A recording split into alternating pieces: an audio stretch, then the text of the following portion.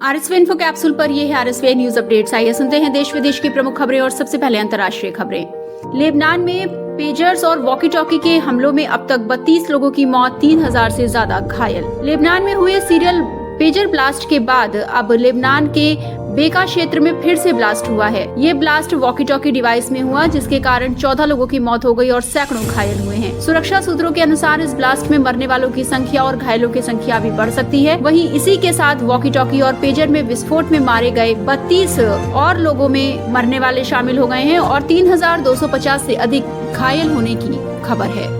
भारतीय मुस्लिम महिला ने संयुक्त राष्ट्र में किया सीएए का समर्थन, तर्कों के साथ मानवीय पहलुओं पर दिया जोर। जेनेवा में आयोजित संयुक्त राष्ट्र मानवाधिकार परिषद के 57वें सत्र में राजस्थान की एक मुस्लिम महिला ने भारत के नागरिकता संशोधन अधिनियम की सराहना करते हुए इसे समर्थन दिया है। जयपुर की फैजा रिफत ने सीएए के उद्देश्य को रेखांकित किया, जिसमें ये अफगानिस्तान, बांग्लादेश और पाकिस्तान के धार्मिक अल्पसंख्यकों के लिए नागरिकता का मार्ग प्रदान करता है। ये अधिनियम विशेष रूप से 31 दिसंबर 2014 से पहले भारत में आए हिंदू, सिखों, बौद्धों, जैनियों, पारसियों और ईसाइयों को फायदा पहुंचाता है। इजराइल हिजबुल्लाह में जंग की आशंका, अमेरिका ने की अपील। लेबनान में बुधवार को दोपहर बाद अचानक हिजबुल्लाह लड़ाकों के रेडियो सेट और अन्य इलेक्ट्रॉनिक उपकरणों में विस्फोट होने लगे। पता चला है कि ईरान समर्थित हिजबुल्लाह लड़ाकों के बीच संपर्क में काम आने वाले रेडियो में सिलसिलेवार विस्फोटों में 14 लोग मारे गए हैं और 450 घायल हुए हैं। इसके अतिरिक्त सौर ऊर्जा उपकरणों और कई अन्य उपकरणों में भी विस्फोट की सूचनाएं हैं। इससे लेबनान में अफरा तफरी और भय का माहौल बन गया है।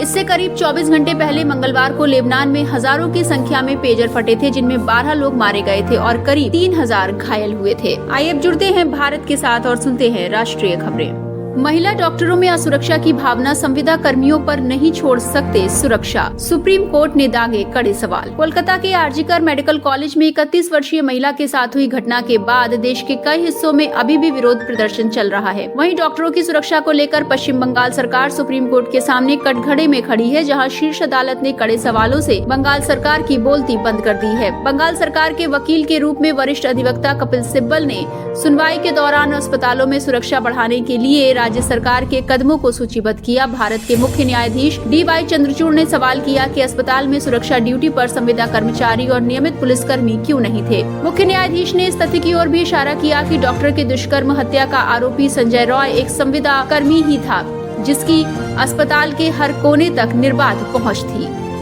वक्फ संशोधन बिल पर जेपीसी की बैठक आज, जल्द ही संसद में पारित होगा विधेयक। वक्फ संशोधन विधेयक 2024 पर संयुक्त संसदीय समिति की बैठक 19 और 20 नवंबर को तय कार्यक्रम के अनुसार आयोजित की जाएगी। इससे पहले बुधवार को निर्धारित बैठक स्थगित हो गई। जेपीसी के अध्यक्ष और भाजपा सांसद जगदम्बिका पाल ने बुधवार को कहा कि कुछ सदस्यों के अनुरोध के बाद बैठक स्थगित कर दी गई। ये बैठक 18, 19 और 20 सितम्बर को होनी थी, लेकिन अब ये बैठक 19 और 20 सितंबर को तय कार्यक्रम के अनुसार आयोजित की जाएगी। हर तरह के युद्धों का सामना करने को तैयार रहें। CDS ने युद्ध में आर्टिफिशियल इंटेलिजेंस की भूमिका पर भी दिया जोर। पूर्वी लद्दाख में चीन के साथ सीमा विवाद के बीच chief of defence staff general Anil Chauhan ने कहा कि भारत की सैन्य तैयारियां बहुत उच्च कोटि की होनी चाहिए और छोटे और तेज टकरावों के साथ साथ लंबी अवधि के युद्धों का सामना करने के लिए भी हमें तैयार रहना चाहिए। एक कार्यक्रम में अपने संबोधन में जनरल चौहान ने राष्ट्रीय सुरक्षा को बढ़ावा देने के लिए प्रमुख स्तंभों के रूप में आर्टिफिशियल तैयारी, सशस्त्र बलों के आधुनिकीकरण, सैन्य हार्डवेयर के परिवर्तन और स्वदेशीकरण का जिक्र किया। भारत म्यांमार की 1643 किलोमीटर लंबी सीमा होगी सील, खर्च होंगे 31,000 करोड़ रुपए। हथियारों, गोला बारूद और नशीले पदार्थों की तस्करी के लिए मशहूर भारत म्यांमार की 1643 किलोमीटर लंबी अंतर्राष्ट्रीय सीमा पर 31,000 करोड़ रुपए की लागत की बाड़ लगाई जाएगी। गृह मंत्रालय के सूत्रों ने बताया कि सुरक्षा मामलों की कैबिनेट समिति ने सैद्धांतिक रूप से भारत और म्यांमार सीमा पर बाड़ लगाने और सड़कों के निर्माण को मंजूरी दे दी है। देश में मंकीपॉक्स का एक और मामला, UAE से केरल लौटे शख्स में हुई पुष्टि।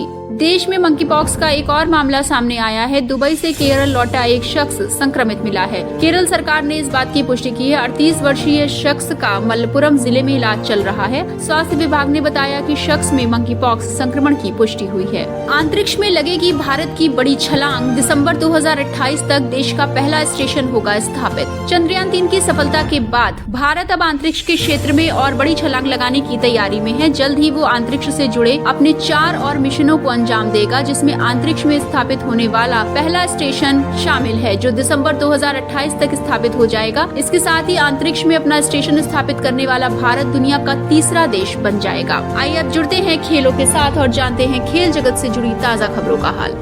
अफगानिस्तान ने रचा इतिहास। अंतर्राष्ट्रीय क्रिकेट में पहली बार साउथ अफ्रीका को दी मात। अफगानिस्तान ने इतिहास रचते हुए अंतर्राष्ट्रीय क्रिकेट में साउथ अफ्रीका को पहली बार हरा दिया है। यूएई में खेले गए पहले वनडे मैच में मेजबान ने साउथ अफ्रीका को 6 विकेट से हराया। फजल हक फारूकी की घातक गेंदबाजी के बाद अजमतुल्लाह उमरजई और गुलबदीन नेबई ने जुझारू पारी खेलकर टीम को जीत दिलाई। ये थी अब तक की प्रमुख खबरें। अगली खबरों के साथ जल्द होगी मुलाकात। सुनते रहिए RSV इन्फो कैप्सूल और इंफोटेनमेंट के सफर में रहिए हमारे साथ।